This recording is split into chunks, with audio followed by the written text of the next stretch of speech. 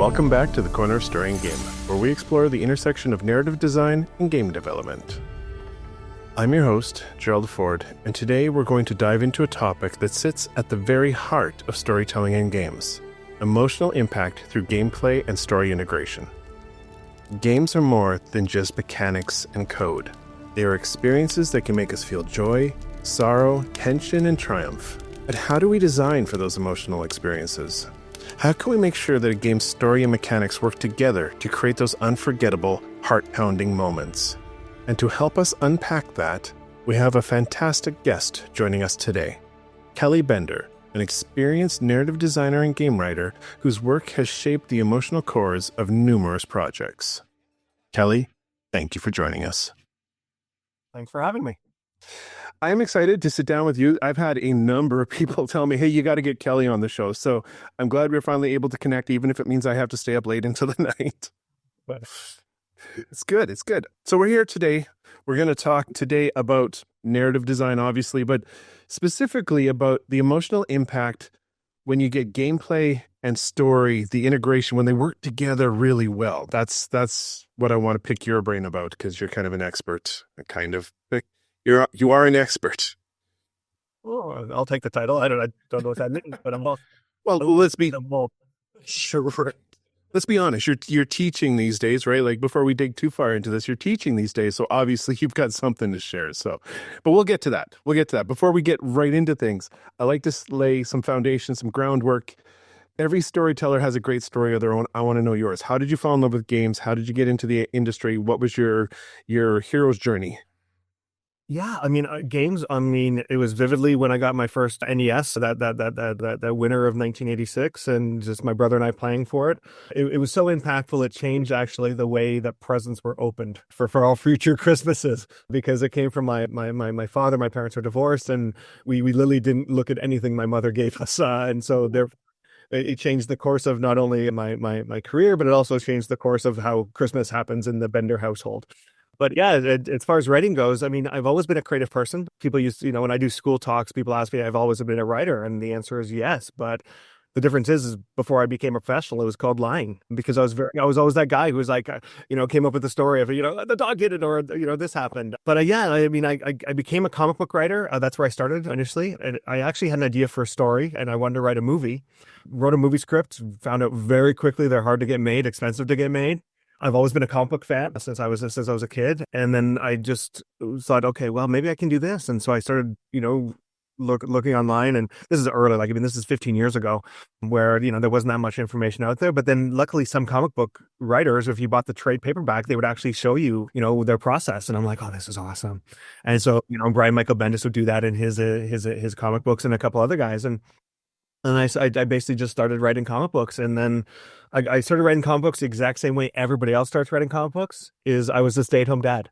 I had the time. We just had the kid, and I was a childcare worker at the time. And so it just felt natural that I was going to raise the child. And then I just started writing, and then it just snowballed from there. And then, one story got picked up, then another story got picked up. And then eventually it was like me begging people to work with me, and then eventually people begging to work with me, and people paying me. And it was awesome, and it was great. And I'm very fortunate for those stories. I'm very fortunate for that experience, and then working with those people. And that's what it was. And then eventually 40 comic books later, and a bunch of, pitches out there. And probably wrote well over 200 ideas, and started getting ideas for stories. And once it started happening, I just literally couldn't shut those voices off. And I still can to this day. And I'm very fortunate for those voices in my head and the creativity around it. But then, moved to Singapore with my ex-wife, ended up speaking to the guys at Ubisoft at a random Winter Olympics party where I wanted to watch the Canada play Team USA in hockey. Obviously time zone difference there. I was like 1 a.m. at Singapore time, and I'm literally Googling where I can watch the game. Found a bar owned by a Canadian, and he said, hey, as long as you bring 10 people, I'll stay open. I brought 50 plus. And then I ended up meeting some guys from Disney there. I met some guys from Ubisoft, and then next thing you know, became friends with the guys at Ubisoft. They said, hey, you're a writer, comic books. Why don't you come in for a writer's test? I came in for a writer's test, got great response from the writer's test. Unfortunately, that game went away. And next thing you know, a couple months later, they're like, hey, come in for Assassin's Creed. We want you to work on that project. And I said, yeah. came in with absolutely zero gaming experience. I felt like an idiot. All the things that were like at that time, I mean, a lot of the stuff in gaming wasn't part of the culture. It wasn't part of the actual everyday vocabulary, right? So I didn't even know at that time what an NPC was. Or like I knew what a non-playable character was, but I didn't put it together NPC. And I'm just sitting in the meetings like I feel like an idiot. I feel like an idiot. Then I would quickly go back to my desk. What is NPC? What is this? And Lily was sink or swim. And at Ubisoft with that type of company and that level, it's you have to learn the software first. And it doesn't matter how good of a writer you are, if you don't understand Oasis, the proprietary software, you're gone because that is the communication tool that you need to get and communicate to your team, the artist team, designers team, level designers.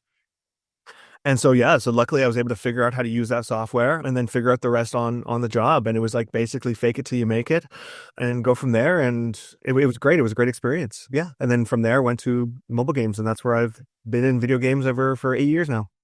Wow.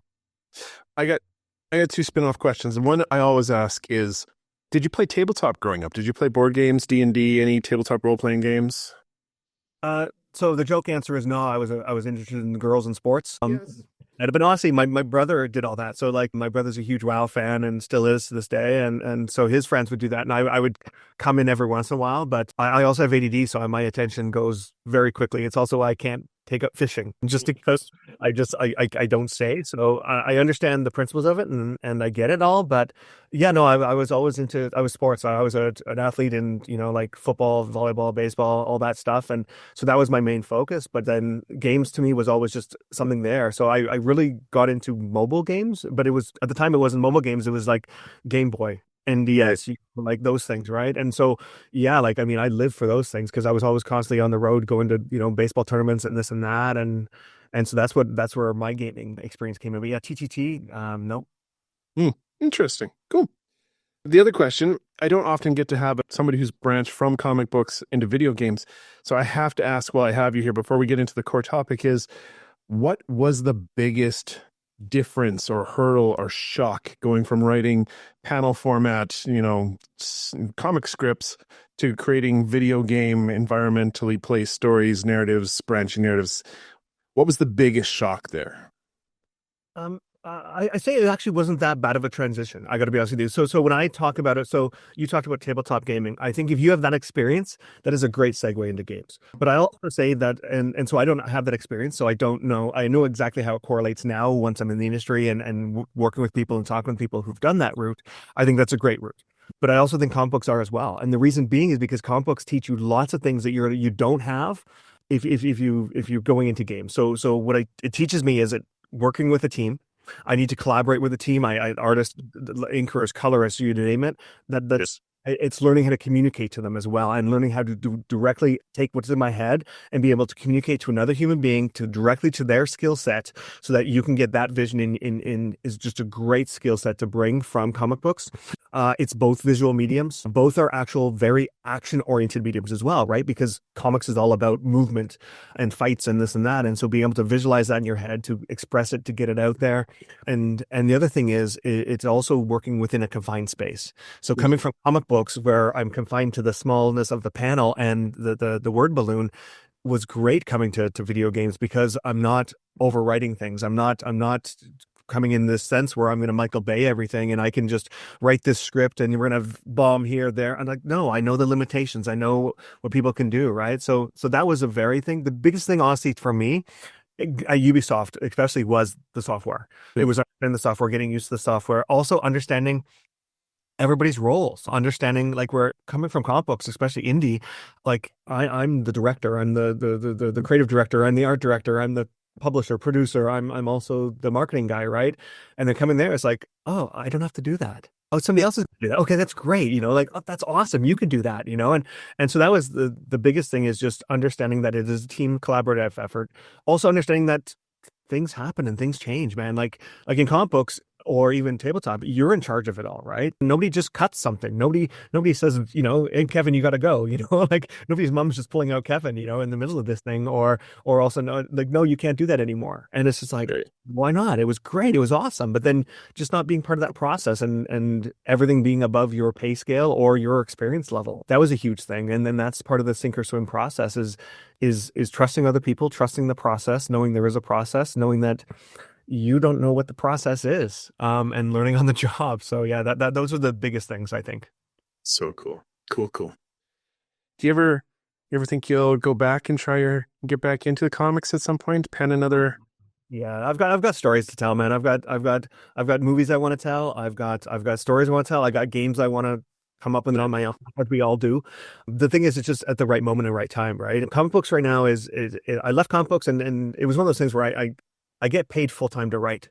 So, and I'm doing it like every day, 9 to 5, 5 days a week, and then plus teaching on the weekends, right? So it's a lot right now, right? So it's a matter of just finding that balance. The inspirations are there, the ideas are there, and it's just a matter of just me calling them up and saying, hello, old friend, and let's do this, and but it's also, comic books became a thing where at the end you got to do that whole Kickstarter thing, right? And you got to fund these things, and that was a long train, and that was exhausting, and you're begging for $1 here, $1 there, and you're not getting help from family or friends and stuff like that, right? So I do have stories, and I do have stories that I want to finish. There's also stories I want to tell, but it's just when the time is right, and when it'll come. But yeah, I've got ideas for a TV show I want to do. I got ideas for movies I want to do. So yeah, they're all Very there. cool. Right on. Okay. I just needed to know for Yeah. personal. Just wanted to know. Oh, I love comic books, and I read them. I read them weekly. There's comic books I read weekly and recommend all the time. So Very cool. Well, I'll hit you up for that recommendation later, but we should probably get into the topic of the day. So we often hear about, or we play ourselves, games that make us cry. They give us chills, make us laugh, change the way we think about life sometimes even. I guess just to set the stage, just to get us into the mindset here, in your opinion, what makes a story truly emotionally impactful when combined with gameplay, where gameplay is not just dressing? So the number one thing is communication. In fact, as a game writer, majority of the writing you're going to do is emails and messages to your team. And those are the most important, because if you have an idea, you've got to get it out there. You got to get them on the same page, and everybody has to be involved. So your game designer, level designer, your artist, your sound guy, the lighting guy, cinematographer, all these things have to be part of this process, and it has to be part of the process early on. That's the one thing you have to remind yourself, is that this is a collaboration process, and narrative designers we're a support system. So we not only do our job, but we also support other people's jobs. So a narrative designer's number one job, in my opinion, is to make everybody else's job easier. So if I can communicate to the team of what's in my mind, of what story I want to do, or what character I want to do, and if I can do that properly, then everybody else is on the same page faster, easier. It's more productive. And then that's the big thing that writers need to bring in, is that it's team, right? So if you have a twist ending, you got to share it with your team. They're part of the team. That you don't want to surprise your team, right? A great example of that I did was for the Walking Dead survivors. Is that we had a character named Rory, and she was one of the first survivors we got. She was a little girl, and one of the first kids we meet within the first 5 minutes of playing, and she was an orphan, and she was from there. She couldn't find her family, and I had it planned in the long term that she was eventually going to see her sister, and so I had this planned early on, and so I had to work with my team. And of course, when you're doing events and all these things, especially for mobile games, your budget is pretty low, right? And so when you're doing a new thing, you basically have you get a new character. You'll get maybe 2 new characters, maybe 1 or 2 new art assets. That's it. It's because of timing, budget, all that other stuff, right? So I literally had to say, okay, like, I'm planning this in the future. I'm talking to the team about the future, and I had to convince my team, no, this is a moment which will pay off. The players are going to love it. It'll be great for the brand. The Walking Dead, Robert Kirkman, that's the brand that we worked on, was a comic book, not the TV show. Right. So I had to pay this off, right? And so I wanted to make sure that Rory met her sister Nova, that Nova was a polarizing character. And so we had to bring in, how is it going to happen? So we brought her in as she finds her. And of course, Nova's working for one of the bad guys, and she's trying to pull Rory over to the dark side, right? And so it was this conflict of, it was all based off of players' choices. And so the players' choices had to determine, like, did you follow her? Did you not? What decisions you made? And eventually, if you went the one path where you're trying to pull these sisters together and bring them together, the one art asset I asked for that took probably 2 months to convince and another to produce to get the right one was this moment of where they hug and they embrace, and that was at the end of the thing. And it was a moment where we didn't have that in the game. We didn't have these cut scene still images of full screen images of emotion, right? And the players were like online, they're like, oh my God. And it was just such a great payoff. But like I said, it was communication with the team and getting everybody on board and making sure the music was right, making sure the facial expressions are right. And we actually had to, because a lot of times it's just a holding the gun and it's like a evil face, and like how you having emotional conversations with that, right? And just saying, guys, like, can we give it a stoic face as opposed to the anger face and stuff like that? And these are little subtle things that we did. But like I said, it to me, it's all about communication. It's about payoff. It's about working together, is knowing that dialogue leads to gameplay. Gameplay leads to dialogue, leads to story, leads to an overall experience. That makes total sense. When those moments hang on the work that is being done by a team and that communication between disciplines, how do you go? Just give me a couple tips, maybe that we're wandering off here, but how do you go about building those channels of communication? How do you build that trust between teams? I mean, it's just communication. It's just being in the meetings. And so whether if you're working remotely, it's making sure you're talking to these people. It's knowing these people, right? I strongly suggest that people use their avatars and their names when you're working remotely, right? I remember being in I was consulting for one studio, and I literally got out of the meeting and I had to go to another person who I knew in the company and say, is the project manager the cat with the flower or the cat with the hat? See, that just doesn't help, right? And so I strongly suggest, like, companies, especially remote ones, what they should do is have an avatar so you get to know these people, have their name, even if it's not their full name, just their name, but also maybe put your job beside it, right? And that way, when you're in these conversations, you know who you're talking to, you know who can, and you want to hear everybody, and everybody has ideas. But then it's also about, okay, which ones can I filter out, which ones can I filter in, and who do I directly talk to, right? So it's making sure that the company you're in puts you in conversations with leads, like, and even if you're not a lead narrative designer, or you're not a lead, but you're a narrative designer, you should be working with the leads that you can communicate directly with them and say, hey, I have an idea for this, or hey, Valentine's Day is coming up, like, not sure if you're aware of this, we have a story idea planned, let's make the most of it, or Halloween or whatever, right? And that's the most important thing, is just communication and talking to them. And yeah, not every idea works, and lots of ideas get shut down, but it's also just being able to put them out there and being open within a company to do that. But it's also having the experience and the knowledge to know that you can't just throw out every idea, right? And make sure that you have a plan, that, like, you take your idea and I say, okay, if I want this moment to pay off, here's what I need. I need a new character, and it's going to be this character, and I need this one image. If you go in there and you start saying, I need a cut scene, I need this and that, they're going to say no, right? Because the budgets and time. And that's, to me, is the difference between a game writer and a narrative designer, is that a narrative designer has the experience and understanding of how long it takes other people to do their jobs. I know that if I need a new character, it's going to take the artist this long. It's going to take the rigger this long. Or if I need to even just change a scene within the engine, I know how long it takes a designer to do that, right? And to me, that's the experience that you get over time, and also being part of these meetings and getting communication with these guys. Wow. That's something we may not think about all the time as writers, is where we want to create these big arcs and emotional moments, but digital games are a collaborative art form, and you've got to be able to work with a team. And budgets and time and everything, right? Like there's lots of things that it's a moving, speeding train. And that's exactly playing video games, is that they're moving trains and they're not stopping, and a little thing will knock them off course and make them topple. But, like, you have to understand that there's lots of things happening that you're not privy to.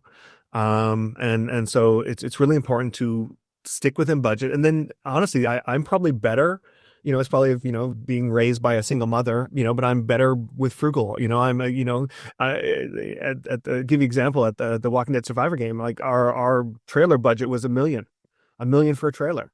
And then you look at any other games, I've got, like, no budget, and I've got to do the opening sequence, and then take the opening sequence, make it like 4 or 5 trailers out of that one. And I love that. I love being frugal. I love doing these things, but also I like having this big budget, but also making sure, and also being aware of how to stay within the budget, and making sure the payoff's just the same, whether it's, an indie game or a AAA game. But it's just, that's the creativity I love about it, is being able to work within the budget, work with the team, the collaboration process, and taking ideas and all these other things. And that's the other thing, is that when I'm in a meeting, a lot of people look at me for the ideas, and the answer is I don't have all the ideas.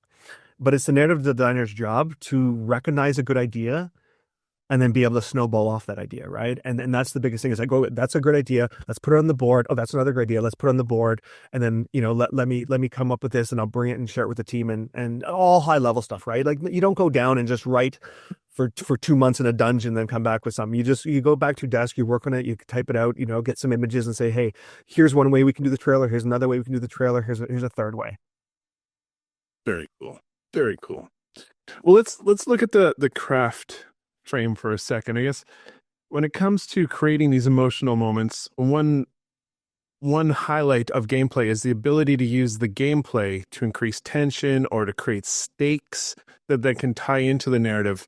What are some keys? What are some powerful ways of doing that, using gameplay to reinforce or build the narrative moments?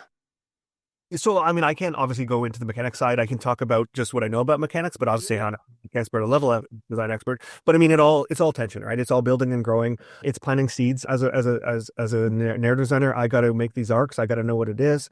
I also have to understand the gameplay about and from the player's perspective of where are these things needed, right? A lot of it can be done just by sound. A lot of it can be done just by the art side, right? Building tension, even just the barks that are happening, right? When you walk into a specific region, you can have this crazy, like the end is nigh type of character, and he can be talking about these crazy, man-eating spiders that, don't go in the forest at night, and you can be like, what the fuck is he talking about? Or you can also have just like, okay, that guy's an idiot, or maybe it'll trigger in your head. But it also depends on, you also have to, once again, it's communication. It's coming back to the team and saying, hey, like, are we going to, have these giant man-eating spiders, like from The Witcher, or are we going to have, like the bunny from the Holy Grail come out, and what atmosphere are we trying to get here? And you have to build towards it, right? And then you also have to work with the team and make sure the art's online, the sound's online as well. And all these moments should be there. But it all should, once again, it's connected. It's me tagging on to other things, right? Me knowing where the game designer is, knowing where the progression level is, knowing what enemies are coming up, and then how to incorporate that within my dialogue, the barks, the quests, all those things. Cool. Well, I mean, that tension's building, all that's building up to something, boss fights, climactic moments, the big ending. How do you ensure that those moments pay off, that they become concreted in the player's experience? What are some of the design tools, narrative or otherwise? So I mean, this is more theory and philosophical based, because like we all have different ideas, right? To me, I mean, I want the player to either experience something, right? So I want them I want the payoff, right? So there's nothing worse than Michael Baying your scene, and then the player just sitting there forced to watch something, so watch this, 5-minute John Wick style fight scene where this one perfectly shot bullet kills the enemy. To me, that doesn't do the payoff, right? To me, what it is it's knowing the player, knowing what they've gone through, giving them that experience. Like to me, I like to either build tension or release tension. And so, but it also comes to the payoff as well, right? So I would rather have a cutscene before the final battle than make the cutscene be that final battle thing, and the death, right? Because I want, to like let him have his Joker monologue, beforehand, and then let the player have that enjoyment, or have a cutscene after it where the player is just, get the adrenaline down, right? Because he's just been fighting this guy for so long, and it's been a grueling battle, and then he just needs that moment of just, okay, I've done this, I've accomplished this, and then have somebody come in and say, thank you for saving us, and or whatever it's going to be, right? And bring that moment that way, right? So it all depends on what you're trying to achieve. The biggest moment is let the players play. Don't take these moments away from them. I like to use cutscenes as transitions. I like to use cutscenes as, okay, hey, we've entered. So if I was to do a narrative game, I would say, okay, cutscene at the beginning to introduce the location, get an broad overview of what we're going to do, introduce the key characters, and then do an outro, outro, let the rest of it happen if that's what the budget is, right? But jumping these characters, the players in and out is too much. In fact, when I worked out Age of Mythology Retold, I came in and I was supporting another narrative designer who unfortunately his stuff just wasn't, there was conflicts and stuff like that, and I got brought in to help it. And literally before I got to do my job, I had to go and review the other stuff, and that's what I had to do, is I had to go through and at that point I couldn't add. right? Because at this point, this moving train is past the stations. I can't go in there and say, okay, let's stop, like let's time out, rewind, let's jump in the DeLorean and start again. Right. So what I had to do is say, okay, I can't add, but maybe what I can do is remove. And maybe I can do is remove and shorten these cutscenes and focus on specific moments, modify the dialogue enough because the story had to be adjusted so much that I had to, okay, change these things. And then so that's what I had to focus on and do. And by doing that, and I find less is more when it comes to these things, just because, like, honestly, it's a drain on the team, it's a drain on the budget. It's also a drain on the player. Player wants to play, right? So I just find less is more. Give them a little bit, let them experience it, but also make sure you're dropping seeds so that things are paying off, right? And so that things are connected. Let's turn the lens back on you for a second. What's a moment that stands out from the stuff that you've done that you can talk about, where you feel like the gameplay and the story, the narrative, everything really landed, really worked together? What's a good highlight for you? To me, is when you get to design something early on and it comes through. Like. So, I mean, I'll go back to the Walking Dead Survivors because it's out there and a lot of people know it. And honestly, the game's on year 4 now, which is really cool, right? And these characters are on year 4. And the cool thing is, I haven't worked in the company in over a year and a half, probably, and there's still stuff that I laid the groundwork for that is still happening. And I'll give you an example. Coach is one of the first characters we come across. He's an African American sports athlete. He was the coach of the high school team from Garden Springs, and then I had an idea for him for his arc, and because he was a unique character, right? He wasn't an IP character, so you get to play a lot more in that sandbox if you can, right? And so I'm like, okay, I'm gonna first thing I'm gonna do is I'm gonna get him to adopt Rory, because this is a kid who's on her own. She's lost. She doesn't have a fatherly figure. First thing I'm gonna do, he's gonna adopt her, and sure enough, he did, right? And that was all in story, right? The next thing I'm gonna do is I'm gonna lay out that he's gonna meet a girl. We're gonna bring this girl in, and of course she's gonna be an enemy, but then we're gonna capture her, and over this long dialogue process through this event. He's going to interview her, realize she's a human being, realize that, she's just trying to make it in this world, and then set the groundwork for them to start dating. And sure enough, they started dating. We just started studying these things. Fast forward almost a year, calendar year to the day of introducing these characters. We have the first wedding in the Walking Dead Survivors, and it's those two characters, right? And we have same thing. We set this moment where they're getting married. It's a one full on screen image of these two, saying I do, and the emotional impact of all that, right? And all these characters and the NPCs and other characters in the game loving it, right? And then you fast forward to them having a child and going through that and through the turmoil of being pregnant in the Walking Dead world, right? And of course I leaned on a lot of that from A Quiet Place and their pregnancy scene and stuff like that, and just getting inspired by that and stuff like that, right? And then bringing that character up, and then is it the right thing to do, and having all these personal conversations between this couple and these emotional conversations, which are very hard hitting, and conversations I would have with my wife and partner, right? And bringing it, but all connected to the gameplay and all connected to these events that are going around it, right? And making sure these events are there, and then introducing other characters that are that are side characters, but that are going to be major characters for this, right? And then them having this baby, and then that baby being something that is now coveted by somebody else. And now this somebody from the Whisperers, May from the Whisperers, a character I created who's actually named after my wife. She's an Asian Chinese American character that I made for the game, and that character wanting a baby and ends up taking the baby. And so then the gameplay comes around where now we have to get the baby back, right? And this is that whole thing, right? Where you're just looking at what the gameplay is, looking at who these characters are, and connecting these dots throughout the process to make this character, one, make it meaningful, make it impactful, but also that it is a living thing, that these characters do exist. And then they might just exist in this game, but they still exist. And also me, from a narrative designer standpoint, knowing that I planted these seeds, that I've worked with these people, and the narrative designer Martin Herman, who was working on the project after I left, and I mentored him through it, and him taking these ideas and going with it and continuing on is just, that's exactly what you want as a narrative designer, is that knowing that your stories are continuing to grow and foster, and your characters are growing as well and being loved by the players. That's incredible. That is incredible. To bring it all together, I mean, you talk about these connection and communication, kind of the things, the core here. I guess if you were to pass along this knowledge, what you've learned, and you are doing this, actually, why don't you teach, right? Like you're teaching, where are you teaching at again?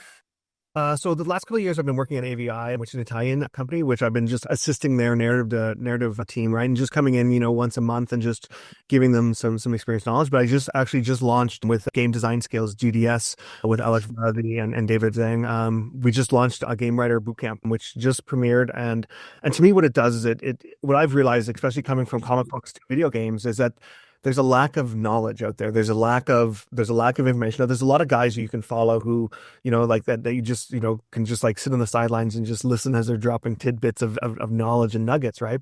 And there is lots of courses out there, right? And there's lots of people doing writers courses, right? But I just realized that a lot of them are just not touching the things that I needed as a daily day basis, right? And working on, like 8 studios in 8 years and 30 plus projects that are published, just seeing and going also, it was me going to these studios and basically realizing they had no idea how to use a narrative designer or or how I can help them, right? And so I literally started doing their internal presentation where I'm like, "Hi, I'm a narrative designer. Here's how I can help you." And I literally would do that internal presentation for the studios I'd work at, and then I'd also like be working on the projects and be like, "We don't have a template for character design. We don't have a template for narrative systems. We don't have a template for dialogue. We don't have any of this stuff, right?" And I'm like, "Okay, I'll make it. I'll do it, right?" And even when I got to Virtuous for Age of Mythology Retold, I literally was looking at the dialogue and it was in script format. And I'm like, how is this working? And so I'm like, guys, can I design a narrative system in Excel that can communicate to all the teams, that can communicate to the artists, the designers, the localization people, all this? And they're like, yes, please. And so I ended up doing that, right? And so yeah, so like to me, it was just lack of information out there, lack of transparency, and also there is no industry standard, right? There's no industry standard going from one studio to another studio, right? And so Alex approached me and said, "Hey, like we love what you're doing," because I was doing the narrative design tips on my LinkedIn, and they were getting great responses and stuff. And I started writing articles on Medium, and he's like, "Hey, like, dude, can you do this for us?" And I'm like, "Yeah, let's have a conversation." And it just snowballed from there, and it's been great. And then the response has been amazing, and we're excited to keep this program going and also develop more and more programs, right? And that's the goal of this is to educate, inspire, to get people, like the number one thing we're doing is portfolio. We're giving you guys a solid portfolio to help you guys understand how this is done, why it's done, how to do it, so that you get the confidence so that you can apply for jobs and people give you a writer's test. You're not scared. You know exactly how to do it because you've done it. You might have done it 1,000 times or 100 times like I have, but you've done it enough and you know the steps and processes to do it, right? So at least that you can get to that stage and then get to the interview stage, right? Or you can say, okay, here's a portfolio that when you apply, here's my portfolio. It's a professional level portfolio that shows all the skills and tasks that you're required to do various. Now, obviously, you're going to have to cater it per job you apply for, because some want the more skills or less skills and other things. But we wanted to be able to do that and give it to the people out there. And that's the thing is, I know as a writer, I've always had the philosophy that we're not competing. If you're a writer, I'm a writer, we're not competing, because you have your stories, I have my stories. Now, we might apply for the same job, but that being said, there should still be factors that will determine whether or not you get the job or I get the job. And if you get the job, I'm happy for you. If I get the job, you should be happy for me too, right? Because this is no dog eat dog world. This is a let's inspire each other, let's help each other, let's make stories. And the stuff that I'm teaching can relate to comic books. It can relate to movies, because these are all just ways to communicate to people, get the experience out there, get the understanding of how to build stories, how to grow stories, and how to tell your stories. And like I said, it might be for a fantasy game, but guess what? The tools I'm teaching you, you can relate to a match 3 game. You can relate to a choose a puzzle game, a romance game, you name it, right? Whether it's AA, AAA, these are all experience. Now, you might not take my templates and take them to a AAA studio, but at least you'll be able to look at a AAA studio stuff and say, okay, I know how to do this. Very cool. Well, let's get you to put your teacher hat on for 1 second so we can bring the conversation around the integration of narrative and gameplay to it kind of an end. Give me what's one tip that you would give to an aspiring narrative designer in this area? Just one. It's the same thing I'll tell anybody who wants to be a writer. You got to write. Just write. The more you write, the better you get. And honestly, like that's what people look for as they look for experience, because especially in games, is that fires happen all the time. And we say fires are just basically something that's happened, right? Whether it's an issue you have to change or whatever it is, it happens all the time. And the more you've done it, the easier it is to be able to solve these things, right? Like even just setting up the course, we had fires, and it's like, okay, hey, how about if we do it this way? Okay, actually, that one says solution solved everything, right? And so it's just a matter of just writing, getting the experience, and also be diverse when you write. If you've never written before, look up YouTube, join a writers group, get inspired, right? Write something small. If the first thing you write is a novel, it's not going to work. It's going to fail because you just don't understand the processes, the length, the time, the commitment, the energy that's involved with that, right? So write a short four-page story, make sure it has a clear beginning, a clear middle, and a clear ending. That's the most important thing, right? And then guess what? Do it again. And then change the genre. Go from fantasy to sci-fi. Go from romance to drama or action. And then double it. And then double it. And double it. And then just keep going. And then you're going to get better. People forget that writing is a discipline. It requires a brain muscle. And like any other muscle, you have to train it. Nobody just says, "Hey, I'm going to pick up a baseball and play for the Yankees," right? What you got to do is you got to pick up that pen, you got to write, and you got to write, and you got to write, and you got to write. And the most important thing is you have to put yourself out there. You have to get feedback because you need people to look at your stuff. And yeah, like they're going to break it down the first time because you're not there. You're not ready, right? But guess what? Your stuff will eventually be your good stuff. And even me, like I look at my old stuff and it was great at the time, but it was the best I was at that time. Right. And then now I look at it and I'm like, ugh, like don't look at it, because I've gotten better. Right. But also I've gotten better because I know where I made the mistakes back then. I also know how I would have told that story, or I would have communicated, better to the artist, or I would have done this better or this better, right? But that's the thing is one story leads to the next story, to the next story, to the next story. But it's a matter of just putting yourself out there. I also have done more at this point in my career. I've probably done more free work than I've done paid work. And then that's a fact. And even with my comic books, I've done more, and I've got 40 published books. I've done more free stuff or back end stuff, or hey, let's work it and hopefully something happens, because you got to put yourself out there. You need experience. You need to be on the ground working with the team. And so join game jams. Like if studios are out there and they're asking for volunteers, take it, but also set your limits, because the one thing that is the thing is like if you can only apply 4 hours a week to this volunteer thing, that's all you can apply. And if they're going to ask for more and it's too much, you can back off, right? And that's the most important thing, is set your limits, because a lot of people don't have any limits, right? And so they'll take. But a lot of these ones that are out there, they're in the same boat you are. They understand who you are. They know that paid work comes first. They know that you are applying for jobs, and also you might actually have a full-time job in something else, right? So it's just honesty, be open and aware, and yeah, put yourself out there, join courses, sign up things, DM professionals, find people there's lots of people out there mentoring. Rudy's a great mentor. He's also my TA for my course, and we're going to help him develop other courses for GDS as well, right? So it's just a matter of just getting things out there, being part of the process, and being open-minded. Like if you come in with an attitude and the wrong attitude, you're going to be found out. And this industry is a big industry, but it is still very, very tiny, and word of mouth goes a long way. So it's important just to never act like you're the smartest person in the room, never act like you know your stuff. Even me, I go into these things and I just listen, see where I can input, see where I can add, because you don't know who you're talking to. You could be talking, you could be in a group chat and you're there with the narrative director of Rockstar, and you're out there acting like a tool, So it's just be professional and put yourself out there, but do it the right way and be humble. Damn, dude, that's a lot of gold. Wow. You dropped a lot of wisdom. I mean, like I said, I like sharing because I know we're not competing, right? I'm here to help people. I'm here to mentor people. And like I said, that's the number one reason I did this course. And that's why I believe in GDS and what they're doing is we're just out there to help people for the right reasons, to help people get jobs, to help people make better games, and to make careers out of this industry. Well, that brings us to the end of the core stuff. I do have a philosophical question I like to ask everybody that comes on the show. And if you've listened to even a single episode, I'm sure you've heard it, but I'm going to ask it to you anyways. In my opinion, there's a magical space at the intersection of obviously story and game, but comic book writing, improv, music, film, all these things where we can all just get along. There's a shared natural fellowship. There's a language. If you agree with me, and not everybody does, but if you do, what's the magical thread that holds that space together? And I do agree with you. And I actually have seen your thing before, your podcast before, and I've been waiting for this question. And I'm juggling over two words. So the first word is entertainment, and the second one is escapism. But I think I would actually combine those into entertainmentism. Escapement.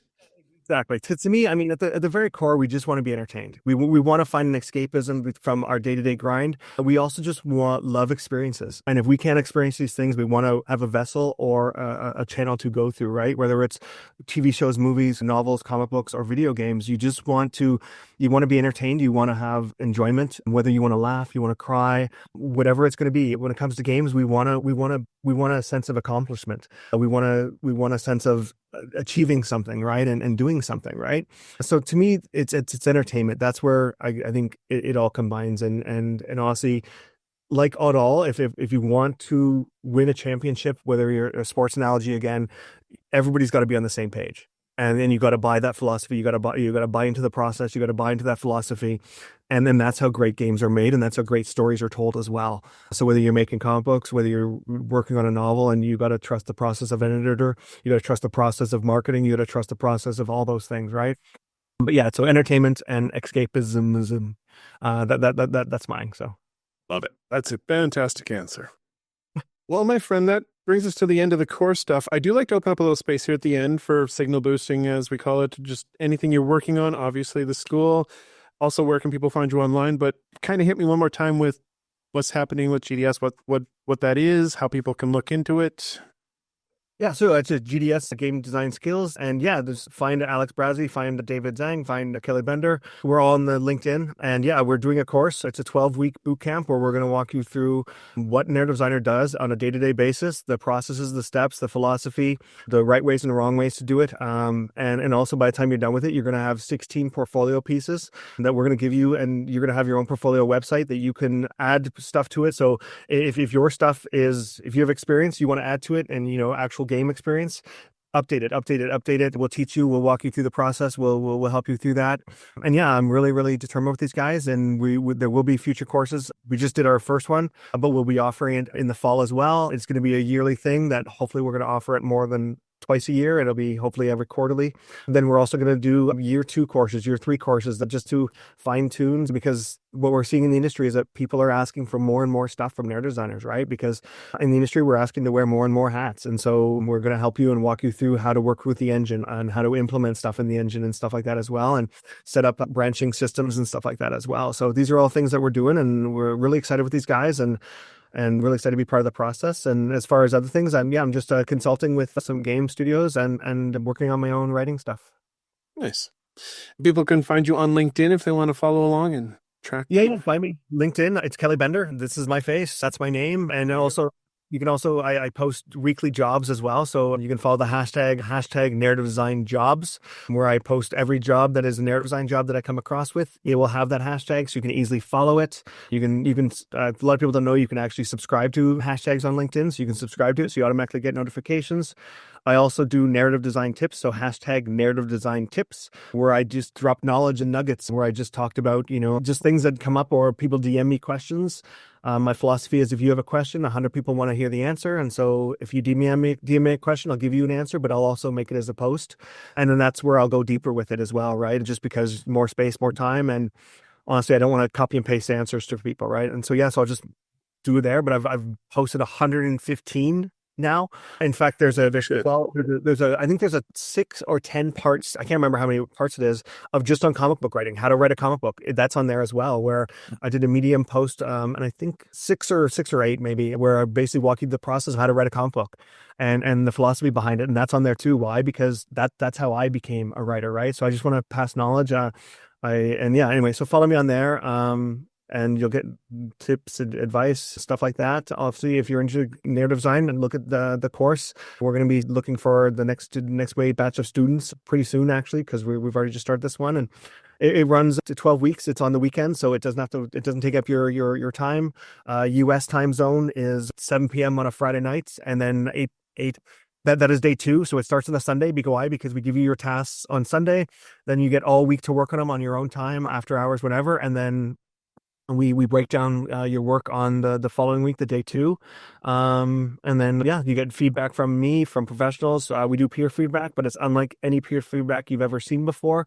In fact, your mother could actually give you detailed advice by following this peer feedback, even without being a gamer, because we want to make sure that it's not just, yeah, I like it, or no, I don't like it. We want specific things about what you like about it, what they did, what they accomplished, what was missing, and it's all in this template. And then from there, because we built it like a writer's room, we built it like I'm the narrative director, Rudy's the lead narrative designer, and we've got a bunch of designers on there and game writers, and we want you guys to mentor, help each other, but we want you guys to fill out, the easy tasks and the simple ones, such as grammar and spelling and all that, or even just things that they've missed. And then we come in and hit hard with why and the reasoning, and here's how to improve stuff. So that's how we set this up. So yeah, so we think it's a course that's really going to be helpful, and we think it's one of the best ones out there, if not the best one. So, and we're just going to help develop it and design it. So we're really excited for it. Brilliant. Love it. Thanks, man. That's it. I'm going to push you out into the cold, but I would love to get the last word out of you. Parting words of wisdom as you head out. Yeah, just keep writing, keep going after it. And I know the industry is frustrating right now. It's a little bit of a turmoil. It's the investment culture we're in, but I do believe that a lot of stuff will happen out of it. Just like with the movie industry, where I think the movie industry is very similar to what the game industry is going through right now, where industries are just putting out, sequels and reboots and this and that, and the major studios are going to do that. But guess what? There's a whole bunch of indie stuff out there that's going to actually blow your mind, and that's where to jump for. Is same with what happened with the music industry, where we got tired of these studio popped out pop culture hits and stuff like that. You'll find your footing, and there is ways to learn and grow and be able to create your own stuff. And if you're a writer, keep writing. If you're a designer, keep designing, and we will find you, and we'll find your stuff, and your stuff will get out there. I always use Jeff Smith as an example, who did Bone, where Jeff Smith created Bone in the darkest period of comic books. We just killed Robin, like the major studios were killing off all these major characters, and Jeff's like, I'm going to do a cartoon comic book, and it's going to be fun, and it's a long ride and a long run for him, but it's well worth it, and your audience will find you. And that's a wrap on another episode of the Corner of Story and Game. If you enjoyed today's discussion, don't forget to follow along on the podcast platform of your choice, hit the subscribe button if you're on YouTube, leave a review or comment, and hey, come join us over on Discord and let's keep the conversation going. We're just getting started with Season 3, and there's so much more to come. More guests, more insights, more crazy stories, and more deep dives into the craft of storytelling and game design. Until next time, keep telling stories, playing games, and making worlds worth getting lost in. Stay safe, Wanderer. Your chair will be ready by the fire the next time you stop in at the Corner of Story and Game.